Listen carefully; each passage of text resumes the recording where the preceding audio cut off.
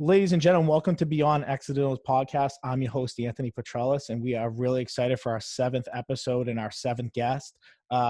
In my opinion, one of the best high school football coaches in Massachusetts right now is, I believe, his 16th year as head coach of St. Bernard's High School, back-to-back 2018, 2019 Super Bowl champs, and was 2016 MIAA Coach of the Year.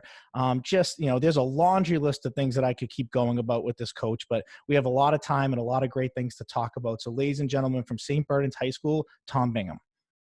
Oh, thank you for having me.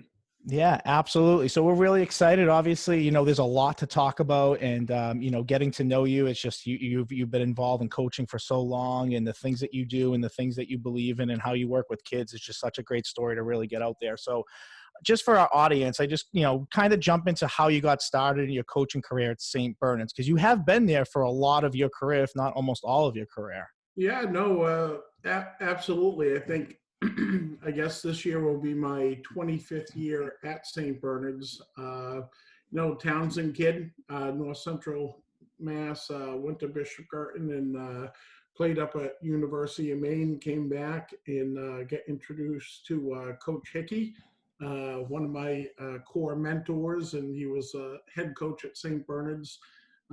My cousin was a quarterback and kind of went in to talk one, fresh kid out of college, went back to talk to the local kids, and Coach Hickey had a knack of saying, geez, you didn't get through all you wanted to talk about. You want to come back tomorrow? And said, sure. And now it's 25 years later.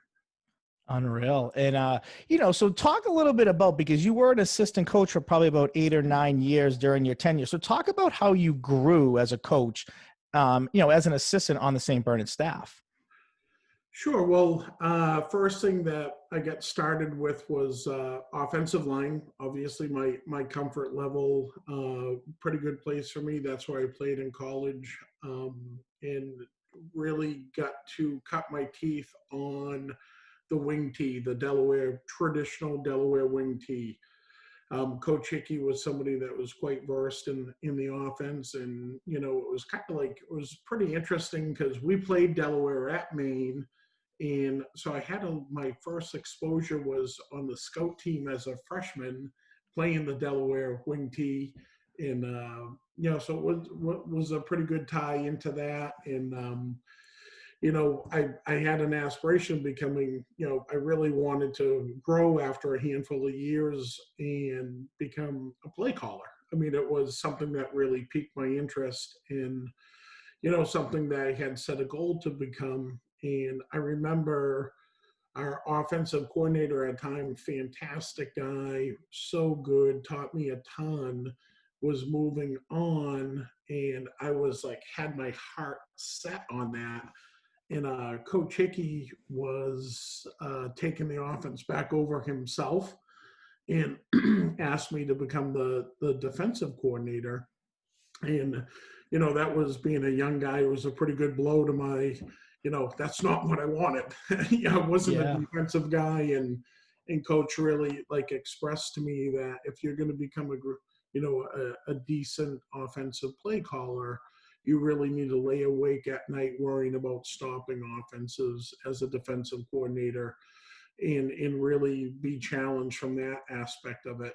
In hindsight, looking back on it, was probably the best thing that ever happened to me. I grew as a coach, got out of my comfort zone, had to really expose myself, go out and learn. I think also it was a way for coach to see how serious I was about it in advancing as a coach.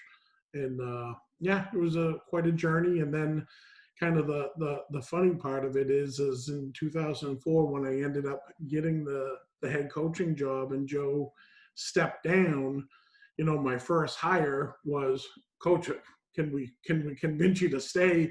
And he said, sure, if I'm the offensive coordinator. So then as a head football coach, I'm still running the defense. And then our offensive guy that we've had now for, a good 14 or 15 years is still with us. So I can say I've never been a sole offensive coordinator after 25 years at That St. is wow. I think my fingerprints are on the offense, but Coach May, Jared May, and I have a pretty unique relationship. We I don't know how you would explain it, but the two of us can kind of call a game together, and I think that's a 1-2 punch where you just spent a tremendous amount of time together. We share a lot of the same philosophical values and core principles in our offense, and I think both of us check the ego at the door and have a good knack of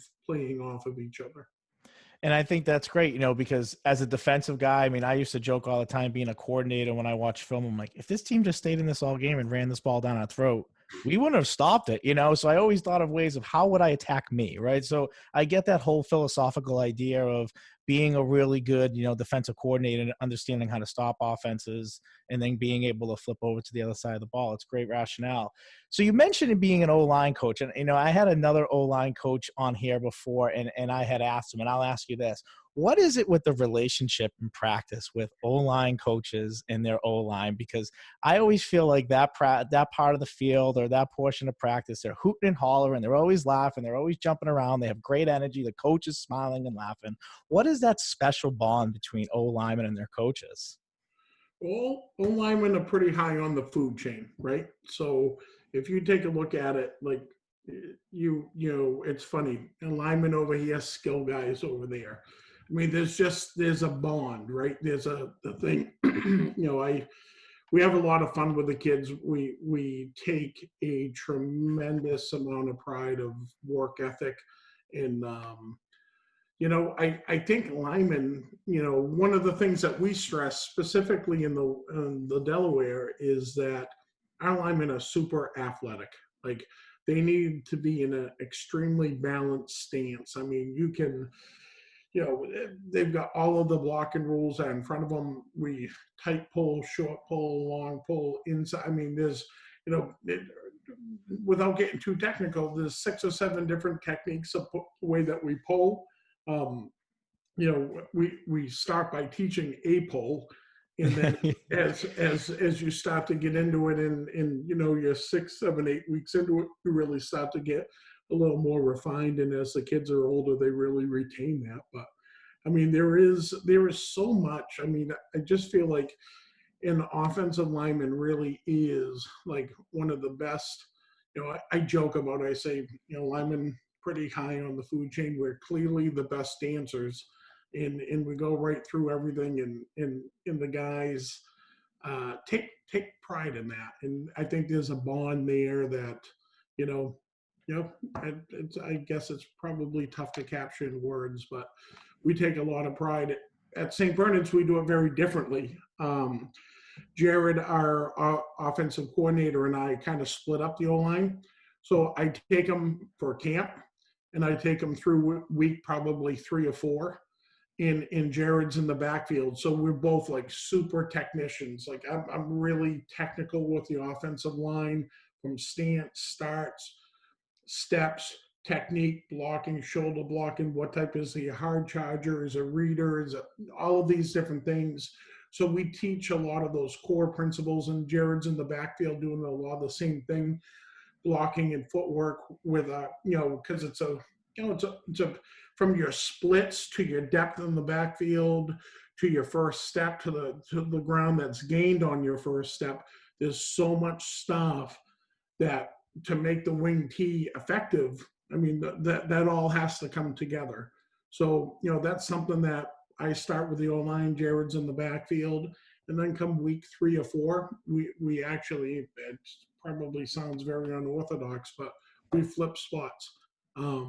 It's an ongoing conversation when we're ready to do it, but hopefully we're playing over the course from camp through your 18 weeks in it. And when we really do week 3 or 4, right around there, we just one day go out and I'm in the backfield and Jared's got the O-line now. And at that point, we're really teaching some advanced stuff. So I'm in the backfield with them. It's a different voice.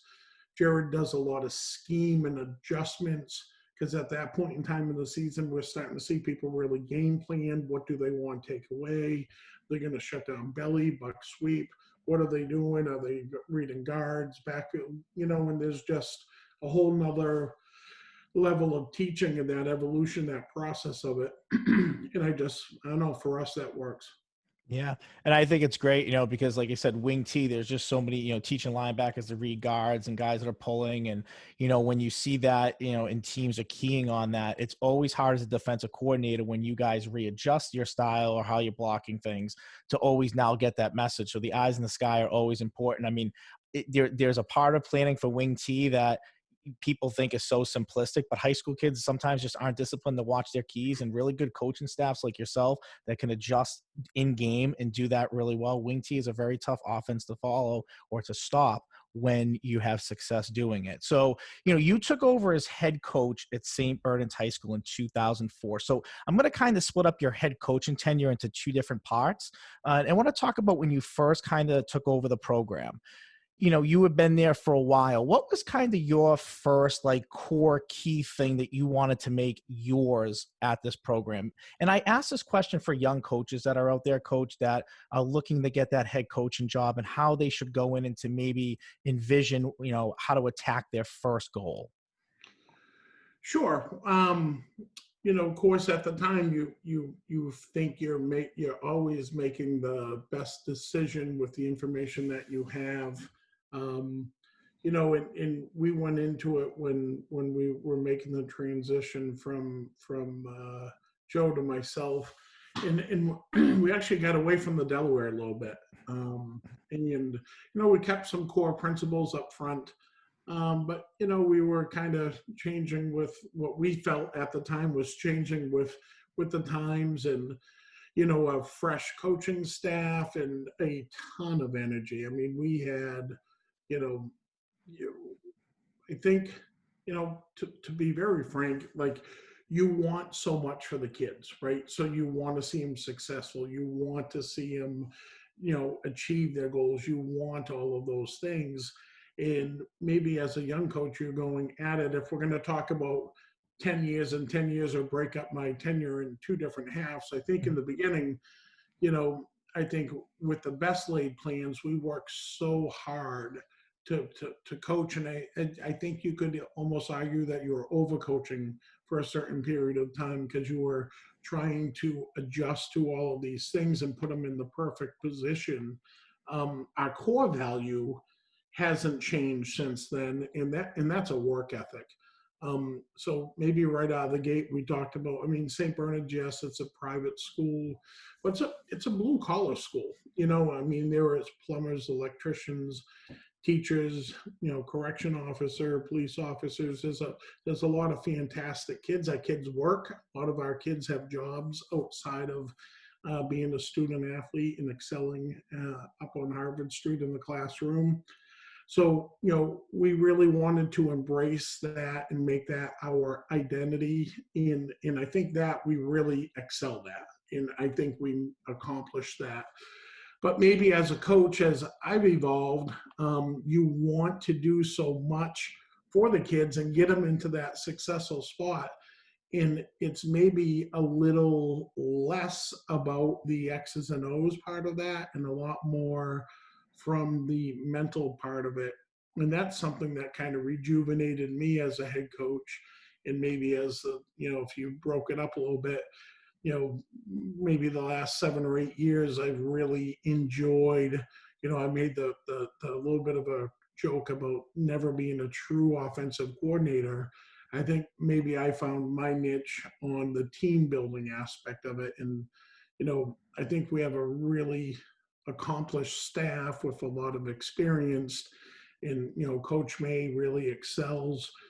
Defensively, we've had some really good defensive guys through. Coach Gamble's been with us for a while now, and his staff.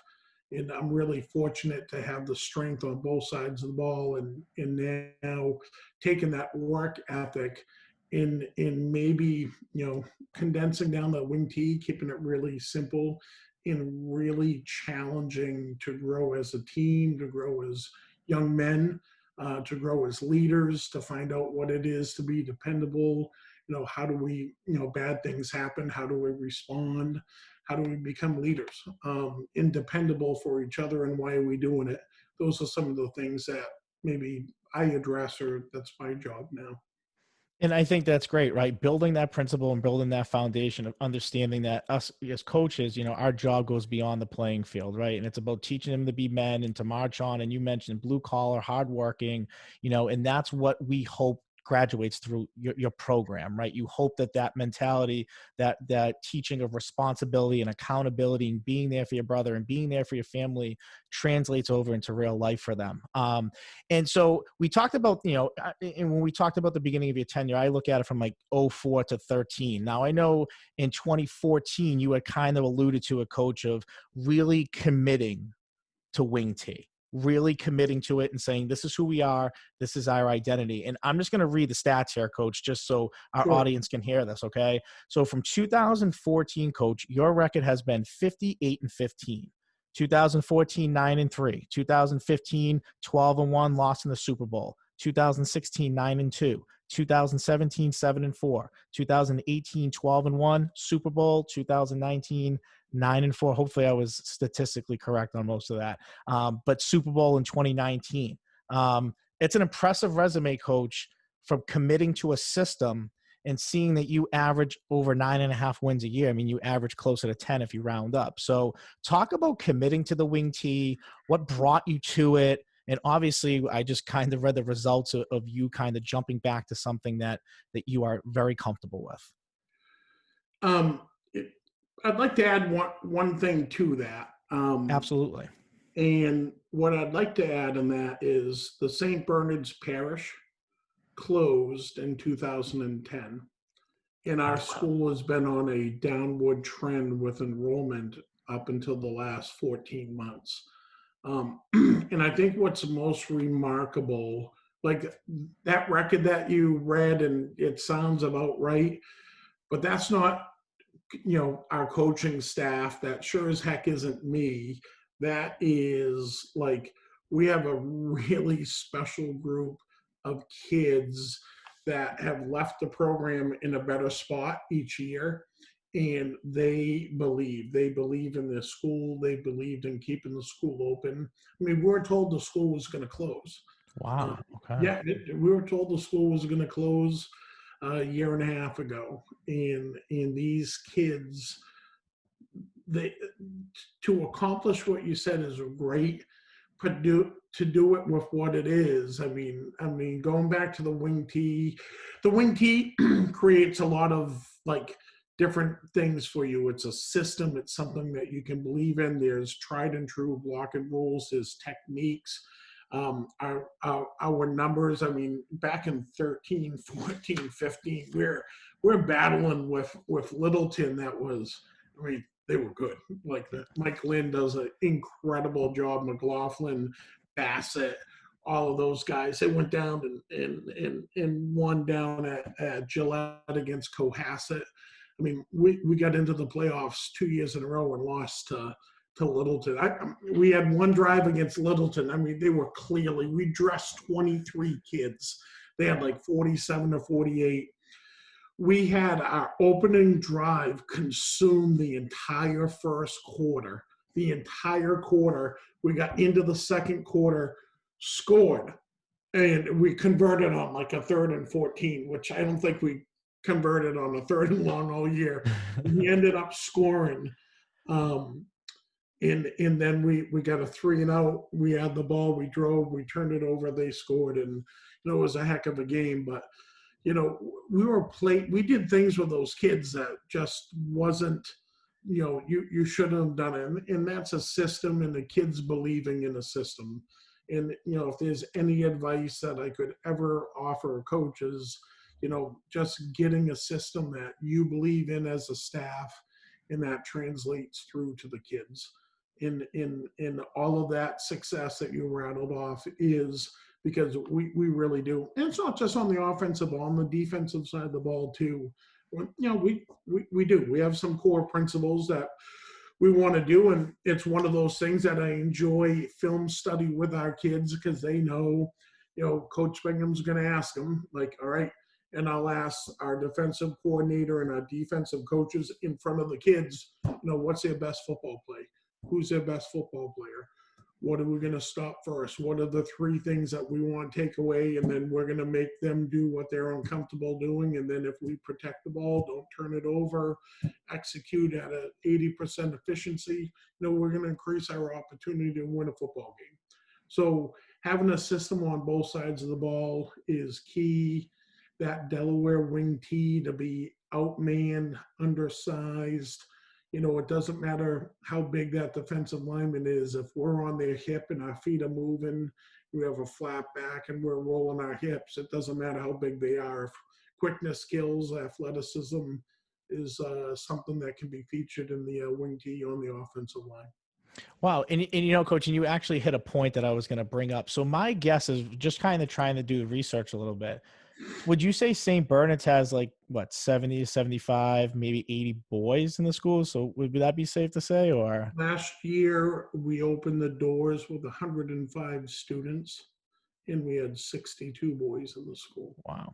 So, I mean, even more impressive, Coach, of, everything you just kind of rattled off, but you're picking from a much smaller crop of total boys in the school. There's some football programs that have 62 kids in their team. So, it's amazing that, with the small numbers that you have. And so this kind of, jumps into my point of another thing that I read about you was your practice style, in that you don't go live or block live during the week, and that the first time the kids really go live is on Friday. And I found that, amazing, because my years of coaching too, and especially my last few years as a head coach, a lot of times it was just wrap up, but even that's impact. And even sometimes kids, can get injured doing that. So I just really wanted to pick your brain about that and share, your philosophy with the coaches out here who are listening to that. Sure. That's something I believe a lot in. And of course, we did that during that stretch when our numbers dipped so low. And now, being a independent private school, our numbers are rebounding quickly. We're looking at rostering over somewhere between 45 and 50 kids, which that's from 26 at Gillette last year to that's a big jump. Yeah. And our philosophy won't change, even with all of those kids. We will not go live at practice. Because if you think about it, when the lights go on Friday night, there isn't a football player out on that field that doesn't want to make the big hit, that isn't going to be completely engaged to do that, and doesn't want to be that guy that has his name called out and everyone, their breath goes away for a minute making that play. If you really step back and look at it, if, we don't go live, but yet we've become so much more of an efficient, blocking and tackling football team. Why does somebody miss a tackle on Friday night? They don't miss it because of effort. They don't miss it because they don't want to be physical. They don't miss it for any of those reasons. They miss it because poor technique. They're in the wrong spot. They're coming off a block and never recovered. They're off balance. They took a poor angle. There's 1,000 things that can make them miss a tackle. There's 1,000 things that can make them miss a block. So what we do is we want to take all of those things, and it's a progression. So we teach them how to tackle in the phone booth, right? So we want to be perfect in the phone booth. Then we want to have one foot outside the phone booth. Then we want to have both feet outside the phone booth, get back in it, reset, regroup, and make a great tackle. Then we want to be held. We want to be coming off of one knee. We want to be stepping over somebody. There's a million different obstacles or difficulties that you can put in front of them to make them, at the end of the day, if they get back into that phone booth right before their opportunity presents itself to make a great tackle and make a great block, if they bring it back to basics and get there, and that's all repetition, that's muscle memory, that's all of those things. So if you look at it as a parent, right, so I have a son that plays football. My son's a senior this year, and I stand in front of those parents the game of football is under attack. Like if we don't change, Right. and if we just keep doing the same thing, we're not going to have a game. So, I stand in front of those parents and I can say that we have a school and a booster club that gives us the best equipment possible. And we have a coaching philosophy that we all believe in, and we have children that go through it ourselves, and we're parents. If I can eliminate 85% of live contact throughout the course of the year, and we only go live on game day, are you good with that? Does that does that make you feel better about your son playing? Right. So, and not only are we eliminating that contact, we're making them really proficient about being a good tackler. We're efficient on how we're getting there, how we're regrouping, and you go through that. And it's a message that resonates through I stand in front of the moms, right? And is your kid going to play football or not? Or he's a basketball player, or he's a soccer, all these things. And if we send our message and we say that we're going to rep tackling 300 times this week and not one of them will be live. We're not going to have one collision over 300 times. So then on Friday night, when they get there and they're in there and they keep their head out of it and they do a fantastic textbook tackle, and we're not perfect by any means, but it's all about eliminating those opportunities. So all week long, if we're not going live and we're not doing that, so then you think, okay, you hear the message of, are we going to be soft? Are we not physical? Does that really work? And it is a step of faith. There is no doubt about it. I would be absolutely lying to you if I didn't lay awake still to this day, because every team's different. Are we going to respond? Are they going to be there? And we've had a couple of teams really start slow, like early in the year, and we're not super physical. Okay, so every team's different. That's your job as a coach, figure it out. But at the end of the day, you get 2 or 3 weeks in over the last I guess this year will be 7 years that we've been doing it. You get 2 or 3 weeks in, there's one thing that's been consistent is we're physical as hell and we tackle well. We block well. And the kids take great pride in it. In fact, you could even say that it's like you've had them on a choker chain all week, and then Friday night you let them go and they're going. Yeah. So Yeah. I believe in that. I'll never change. We'll never change from that. Yeah, and I mean, I think the other aspect of it too is, teams are dinged up as the season gets later and later, and sometimes someone gets hit hard in practice and they're limping a little bit, and you're eliminating that aspect that your kids are really only being physical for one football game a week, and the rest of it is they're resting their bodies or keeping their bodies fresh down the line. Now, coaching a wing T, I'll ask you this, just thinking of, pulling and blocking downfield, converting to federation rules in Massachusetts. How much did that affect like your coaching? I mean, I always said double tight teams and like wing T teams. I can't imagine how I mean, yeah, you can still obviously block, but I mean, cutting is a big part of it. So in the tackle box, we don't cut. Period. Yeah. Like we're we really pride ourselves on being pretty athletic up front.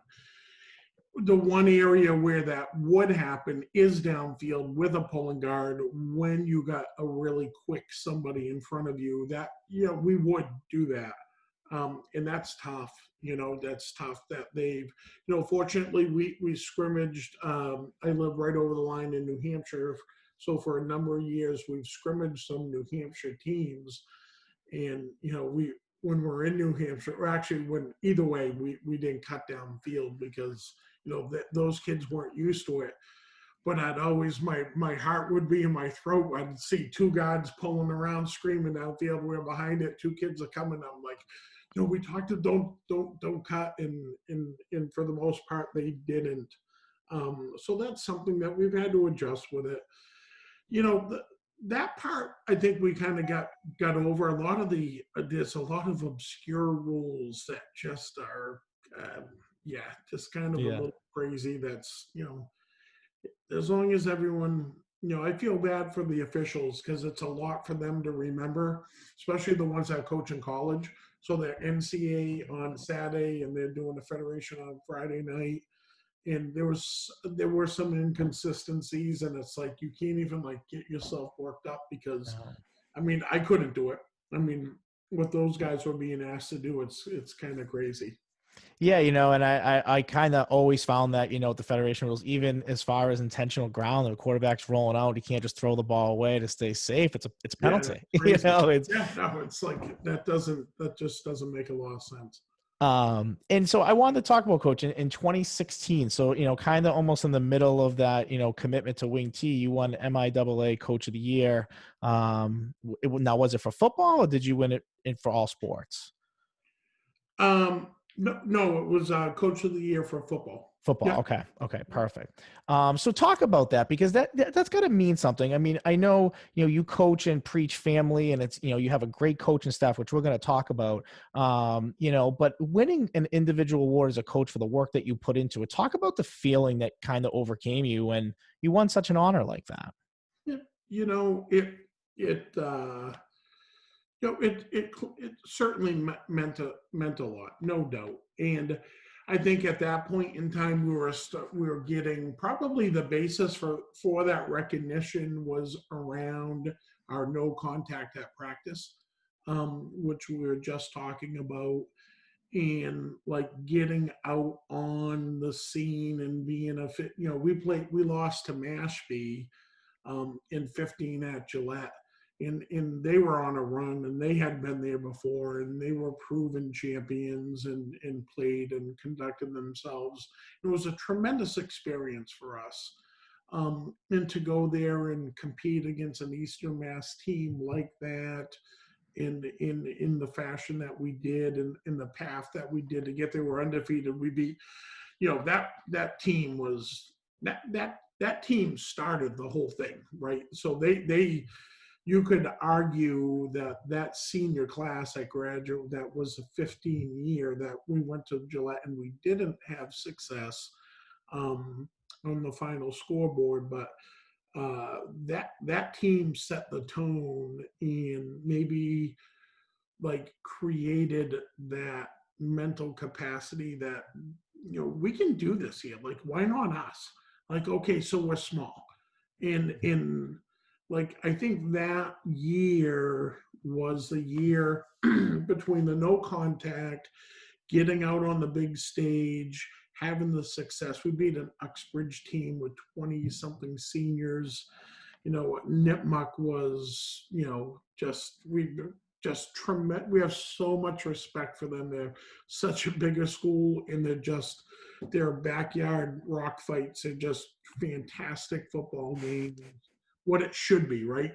And so we did all of that, and to get a small school on the stage, doing it unorthodox. A lot of people thought we were nuts for not having contact, and to go there and to get a chance to meet Matt at Mashpee and develop a relationship that's only grown since then, and to have a physical football game like that, and after the game it's like, Jesus, we haven't been, that was a football game. And yeah, it was a lot of pride, and in getting acknowledged for that was certainly very special. It was a good thing.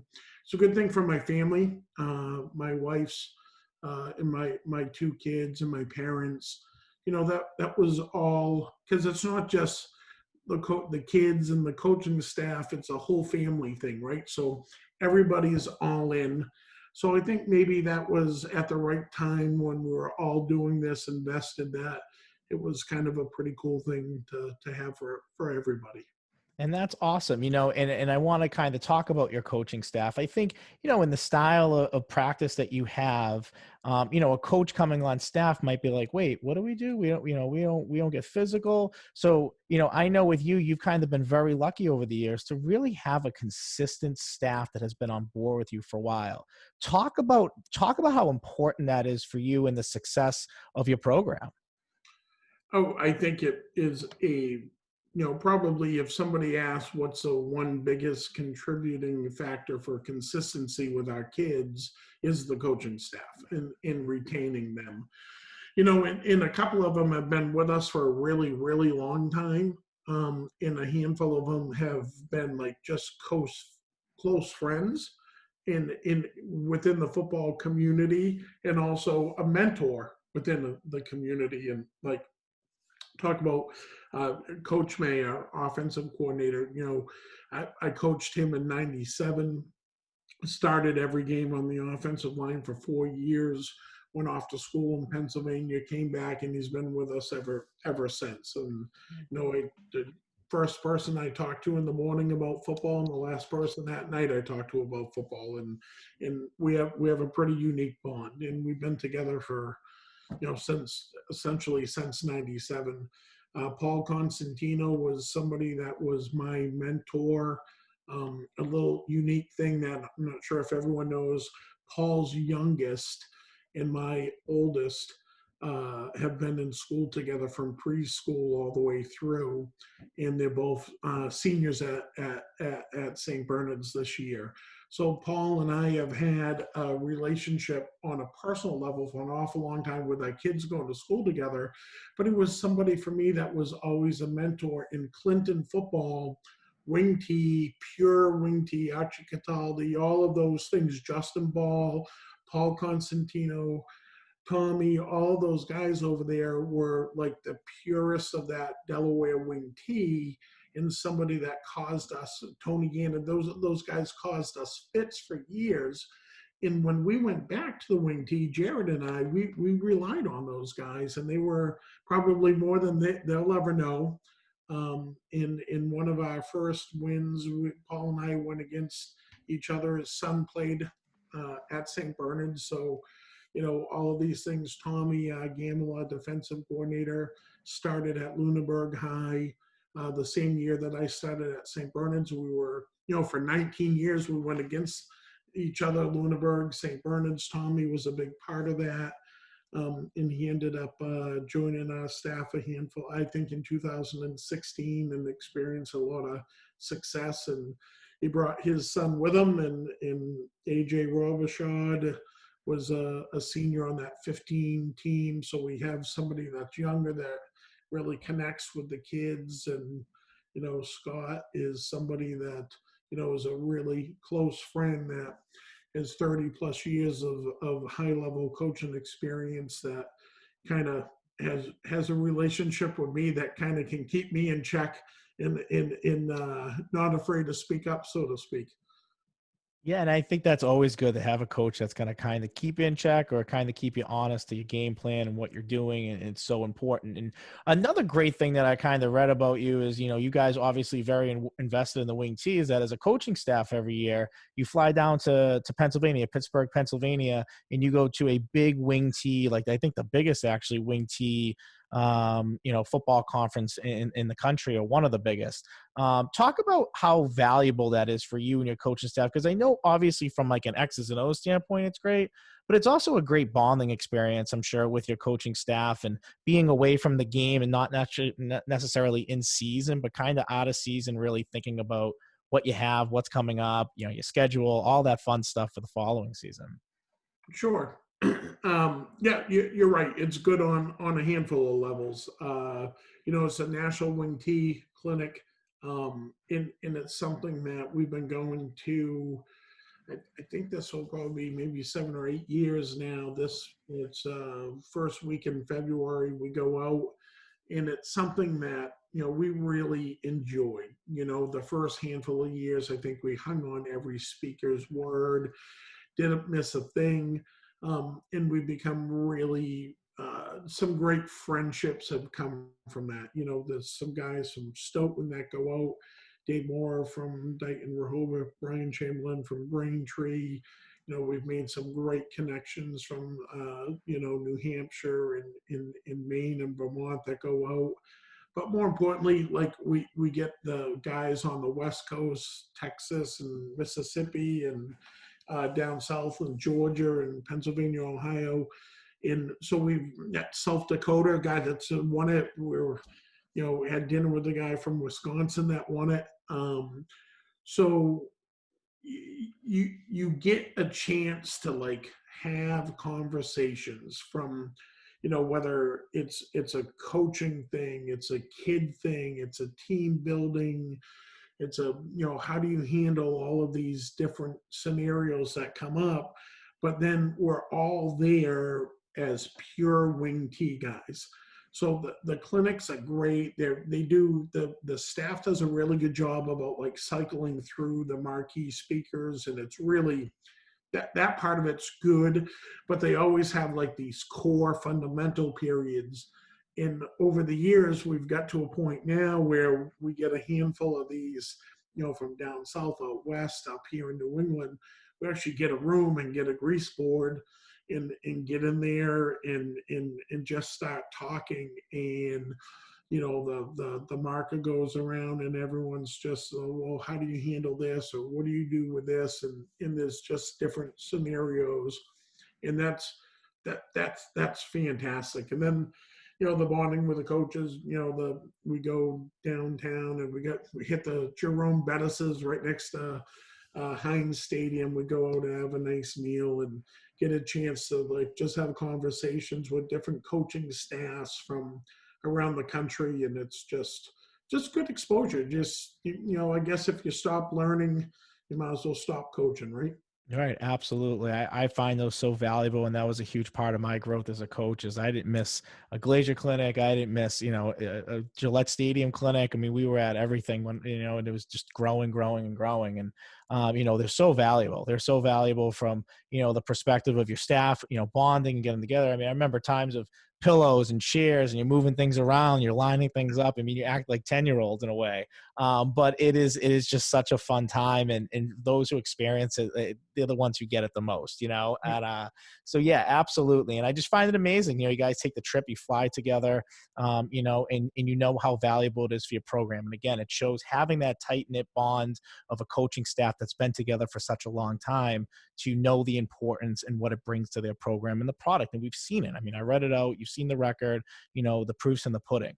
um, you talked a little bit about teams like Nipmuc, and I noticed looking at some scores, you guys definitely have some tough physical games, close, tough physical games, I'm sure. But I want you guys are in the Dual Valley. Talk a little bit about your league that you're in, and the tough teams that are in there and that you play, and how it really prepares you for the playoffs when you guys start making those runs these last few years. Sure. I think one of the things schedule-wise, each team in our league, so we are in a Dual Valley league. It's take a lot of pride in that. We're the smallest school, technically smallest school playing football in the state, Central Mass, Wow. and in the Dual Valley. So, Nipmuc's good size, Blackstone's good size, Sutton Douglas is a co-op. So, when you look at it, of the 8 qualifying games, at least 5 of our games are up. Sometimes 6 of our games are up, division wise. So and that's you can look at that 2 different ways. We look at it from the mindset, if we can keep it together and grow as a team, like every year our goal is to come together as a football team. Like that's our goal. Like winning football games, making a run at qualifying for the playoffs, so we want to come together as a team. We want to win at home. We want to win our league. We want to qualify for the playoffs. We want to have a home game. We have all of these goals that we put out there that we talk about. We do the work for, we make an investment in it, and we're working towards all those things. And, sometimes you get dinged up and you've got the gauntlet of you're playing a team that's 2 divisions up or 3 divisions up, and then another team that's 2 divisions up, and you're going through it and you're dinged and you're through that. And sometimes we're looking at each other in the coach's room. Is this the best thing? Is this the path we want to be on? And I think it is. And I think it is because there's such lessons to, if you're fortunate enough to get into the playoffs and then fortunate enough to get in the run, the situations are tighter, they're more meaningful, the games are shorter, everything's happens quicker. in we want to be in those uncomfortable situations during the year. We want to see how we respond. We want to learn from that experience. In the Dual Valley League gives us that. Playing Nipmuc gives us that. Blackstone was teamed up or co-op with Hopedale for a while, and that's a pretty good football. And Yeah. they make no bones about it. They're coming at you. Nipmuc lines up. Sean Hill was there for a long time, and it was something we were very proud of that rivalry, and we still are. That's awesome. And yeah, I mean, it's always, is the risk worth the reward, right? Your team will be battle tested coming now in their playoff round of playing teams that maybe aren't as large number wise or as physical as you saw early on in your season too. So that risk and reward's always there. I remember being out at Catholic, Serge Clivia would always play anybody and everybody. And sometimes we'd be like, you want to play who? But he's had some great teams over the years and that same mentality. So the proof's in the pudding for both of you guys for sure. COVID. Talk about how it's, obviously right now we'd be right in the middle of things, we'd be in the playoffs and we'd be looking in the paper every week for the matchups and so on. Talk about how this has, affected your program and how you guys have been trying to navigate these waters during this time. Yeah, so boy, I can tell you it's still changing right to today. I mean, Yeah. it's still, there is no, okay, this is our new path and we're on it and we're going. It literally changes by the day. And I'm not saying that to be dramatic. It truly does.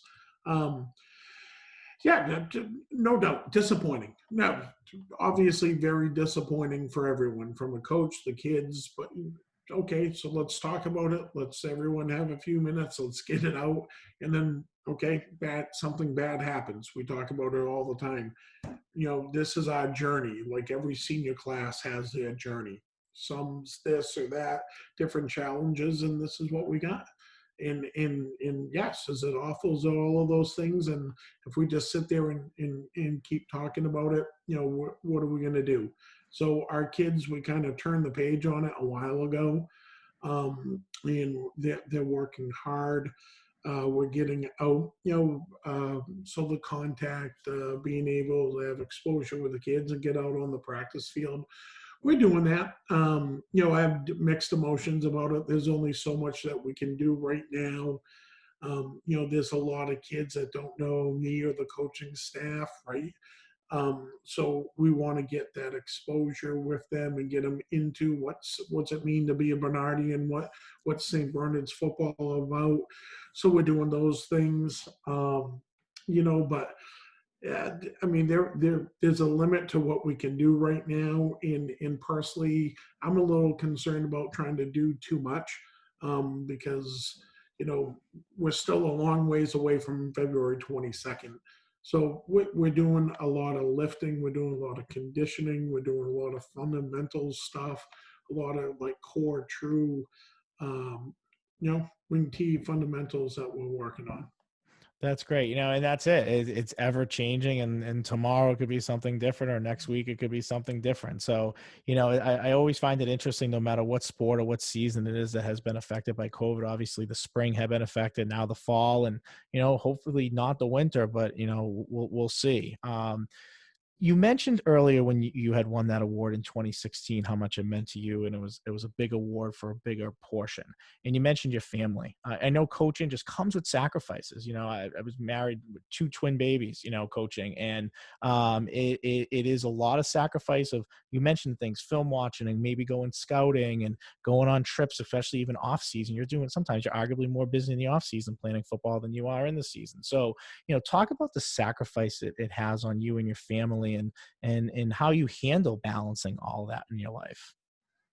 Well, you really couldn't do what we do without a tremendous support staff. And, that things have changed, but a lot of things haven't changed, right? So I always tell the story of having 2 young kids and being in the throes of a football season and hitting my wife up. I'm like, hey, you know what? It's Sunday afternoon. Let's go to dinner. Take the kids out. We'll go. And she's like, oh, okay, this is a great thing. And then, we're meeting up in North Leominster or West Boylston, or Tom, you really want to go to Worcester for dinner tonight? I'm like, yeah, let's go. So we're in the parking lot making a film exchange, and she's like, you didn't want to go to dinner. We're swapping film, right? And it's just like, it's crazy. Now we have huddles, so that's different. So we Right. dinner, but it's a little different now. But we don't travel to Worcester for dinner.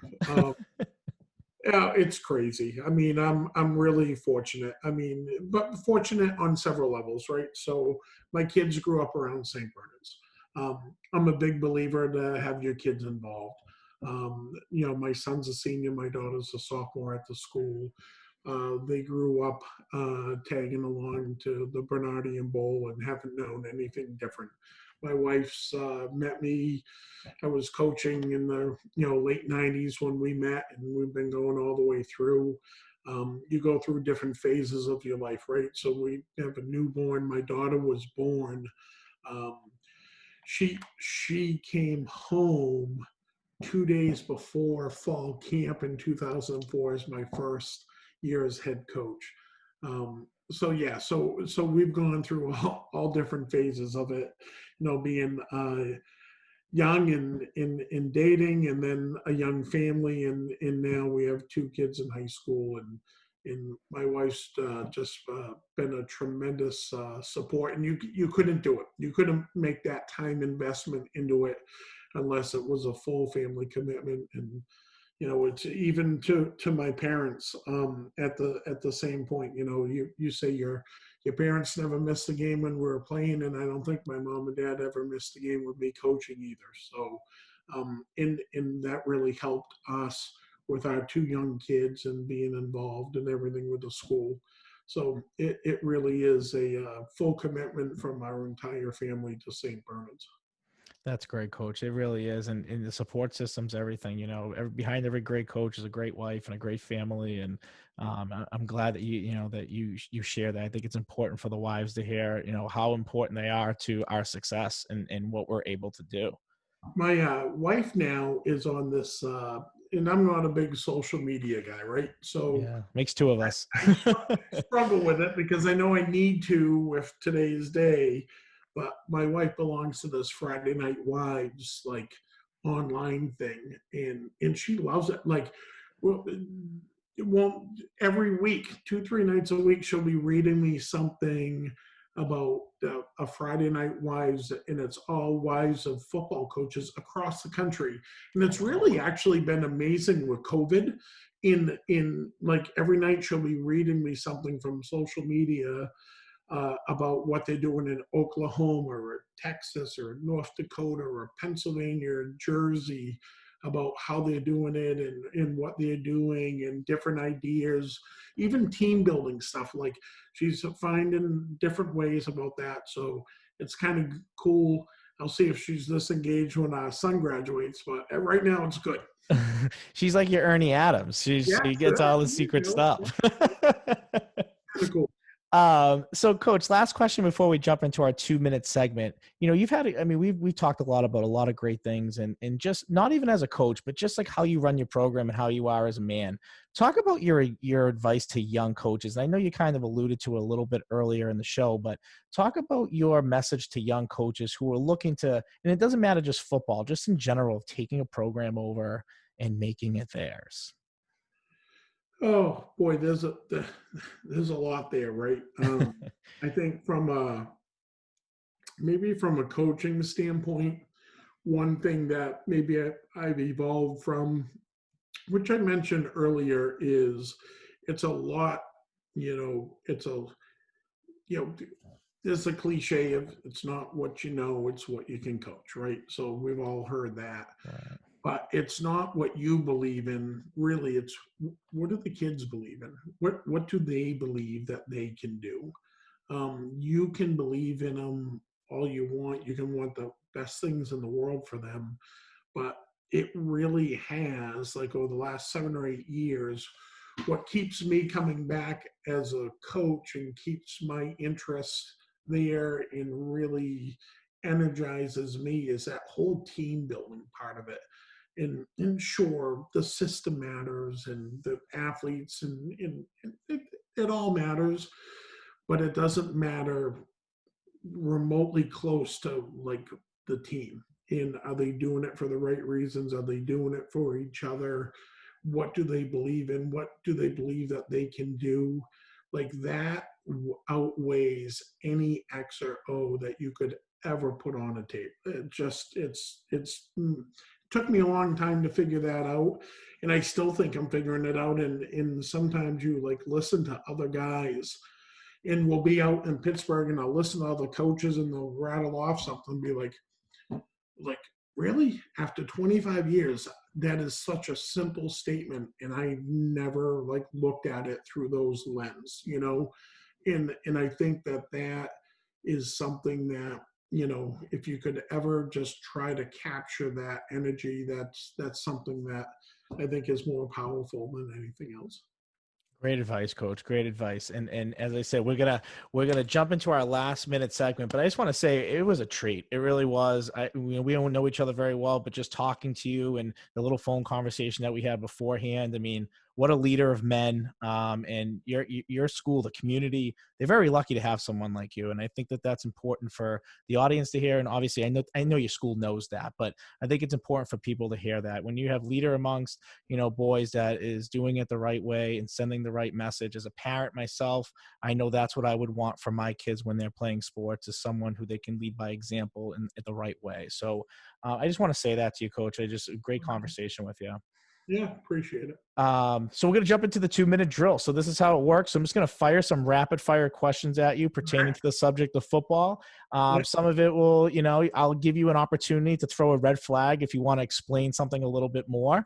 And it's a fun segment. So let me set the timer up and away we go. Right now, who would you say the best quarterback in the NFL is? Oh, I mean, I guess I love Russell Wilson. I do. Yeah. I think he is. Yeah, absolutely. Best offensive lineman you have coached in your career? Oh, that's tough. Oh, I'll red flag this because Okay. Ryan Duran was went out to Syracuse, had his pick and ended up being drafted, had a nice career in the NFL. And, I think he had the biggest upswing. And then, but I got to tell you, high school offensive linemen, I've had some like good kids, Yeah. like undersized, tenacious kids. And I'd throw Nick Cavioli right in that mix. Now, was the one that went to Syracuse, did he play like in 03, 04, right around that time for you Yeah, guys? yeah, So, yeah. so funny story. So my Yeah, brother, David against Arlington Catholic. yeah, Yeah, so my brother was the tackle. I think he played end maybe for you guys. My brother was the tackle going against him all game, and all we heard all week was, "I got to go against this kid who's going to Syracuse." And my older brother was the offensive line coach. So here's my younger brother's the right tackle as a junior or a senior, and my older brother's the coach, like kind of coaching him against this kid. The kid, every play we were watching, I'm like, he oh, yeah. held his own. He did okay, but that kid he was special. He really was. So I know who you're talking about. Yeah. Great, um, great. Hey, by the way, yeah. earned his master's in 5 years in chiropractor. Yeah, Wow. Wow. post NFL, like super bright kid. Wow. Very, very cool. Very funny. Very funny story there. Connection. 4th and goal from the 3, coach. What are you running? I'm running belly. Belly. Okay. How much would you say out of 10 plays, how much do you run on balance wing T? 2, 2. Okay. Toughest coach you've coached against in your career? Sean Hill. Sean Hill. Okay. Most memorable victory?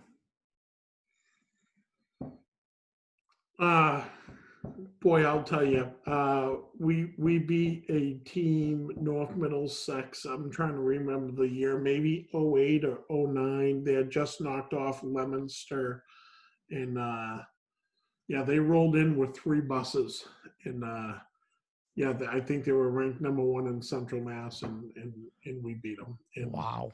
it was yeah, we ran a fake punt with BJ Moore, and I think it was the first series, he went like 52 yards untouched and right up the middle. And the kids, it was the first time I mean, we've had some memorable wins. I mean, we won at Gillette. We've had some crazy wins, right? But that win, beating them in front of that crowd, outman the way that we were, was the first taste of like getting an idea of like when the kids believe they can do something, it's more powerful than anything else you can do. Awesome. And And our the last, most memorable loss, I'm going to build off of that, was we went to Andover. Like they had 120 kids dressed. We went down there with like 32. They had Buddy Farnham. And it was a 3-point game late in the fourth, and they ended up scoring and winning the game. Um, and those kids like played like just like craziness out of there, and that really like made our philosophy change as coaches and be like, we're trying to do too much for them in X's and O's, and we need to invest in where they are here. Those two games are probably the games that changed our coaching philosophy. wow, that's great, coach. And the last one, and I'll give you another red flag. 2018 team versus 2019 team in their primes. Awful. So they're two different teams, right? Like incredibly different teams. Um, the best thing that happened to 18 team was losing 14-8 in the first ever night game at Nipmuc. We walked into a hornet's nest. We were undefeated. We were feeling great about ourselves, incredibly talented. They went down to Gillette. Pope John was a bigger, faster, stronger, like tremendous team speed. They were a better football team than us individually, and I think we were the better team. And for them to raise the bar and be the first ones to ever win that championship on that stage, like put them here. And then in 19, like from week one, like we were like walked off, we won. Our quarterback, our best football player, rolled an ankle with a high ankle sprain that lasted through week 10. We were dinged the whole year. We had puppies all over the field. We were starting freshmen. The school was going to close. We didn't even know if we were going to open. I mean, just the wheels came off the bus 4 or 5 different times. And, kids are more resilient than adults are. They bounce back quicker than adults. And they came in every Monday ready to go. And, okay, so we won a state title at 9-4. You had 4 losses. And that team they just did things that, you step back and look at some of the things that they accomplished, and it just doesn't make sense, but they did it together. So the both of them are incredibly special in their own way, but they were very, very different paths to get there. That's a great answer, coach. And that's great. I think, and again, that's a testament to you and the program that you run and, resiliency and being there and doing it and being consistent. I think it's great. So the 2-minute drill, you've survived, coach, but, All right. again, I really appreciate you coming on and taking time. What a great conversation. Listen, I learned a lot. I took a lot of notes just talking to you. So I really appreciate your time, your knowledge, and good luck. And we're a big fan of you. And hopefully we can have you back on during the season to kind of update and see, how it's going in your neck of the woods a little bit as far as football season goes. Well, Anthony, thank you, and for doing this for Massachusetts football and everything as well. I mean, all athletics and the exposure and everything that you're doing, it's greatly appreciated. Thank you so much. I appreciate that. I love just hearing coaches and how they plan and how they develop their programs. And to me, it's just so intriguing. It's been such a big part of my life for such a long time. And I just think it's important for coaches to get that message and for other coaches to learn off of each other. At the end of the day, it's networking, and what you do in one sport and what you do in another can coexist, and both can, be able to take each from each sport. So I appreciate it, coach. I really do. So from Beyond X's and O's, Anthony Petrellis, and thank you for tonight's episode. Thank you.